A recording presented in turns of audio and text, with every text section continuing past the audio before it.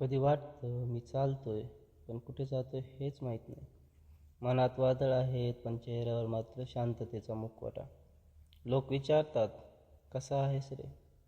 मी फक्त हसतो आणि मनात उत्तर दडपतो. सांगू का खरं, की परत एक खोटं हसू.